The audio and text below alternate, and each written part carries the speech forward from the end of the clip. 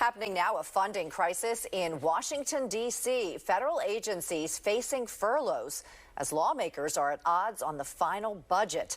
A key sticking point is health care, including Medicare cuts and health care subsidies. The Senate now returning to the floor for voting to try to end the standoff. Some federal services are expected to be halted or eliminated the longer the shutdown goes on. Here's what we do know is critical agencies like USPS, the FBI, and air traffic control will operate. Our Shaynah Ferreira is live at Philadelphia International Airport. Shaynah, any issues in service that you've noticed there? Hey, Don, yeah, so far so good when it comes to these TSA lines, but that likely could change. The impacts of this really could begin in the next coming days, not just for folks that are leaving PHL, but for tourists also coming to town.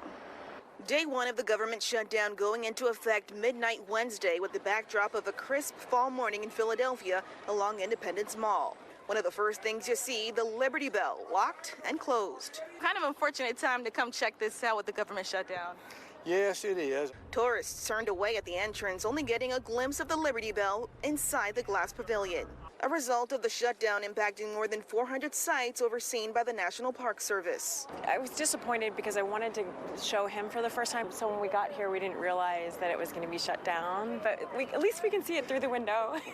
Some keeping a bright outlook. That just means we'll have to come back when things are more accessible. While others were disappointed. I guess it's a sacrifice we have to make, though, if that's, what it takes to, get the country through its growing pains.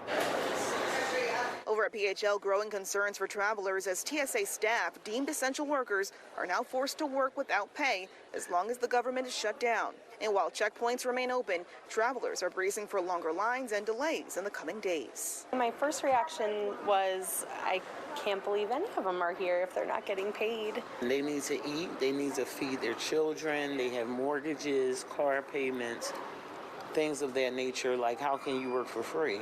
Back in 2018 to 2019, during the 35-day government shutdown, many unpaid TSA workers called in sick, leading to significant staffing shortages, causing some security checkpoints across the country to close, and wait times for travelers became a nightmare. Travelers hoping it doesn't get to that point this go around. Hope for travelers is that there will be an end to this and that we will all get back in the time that we need. My hope is that the government can work out something and get it together so that everybody else doesn't feel the effects. So the question is, when will this government shutdown end? And really, lawmakers have no idea. It really is a wait game at this point. So for you at home, this is what you need to take away. If you are traveling, for example, out of PHL or any airport across this country, you got to make sure you allow for extra time to get through security. Don. All right, Shaynah Ferreira live for us at PHL. Thank you, Shaynah. And be sure to stay with us as we follow the government shutdown and its impact. We will have all the latest from Washington right here on Fox 29 and wherever you stream on Fox Local.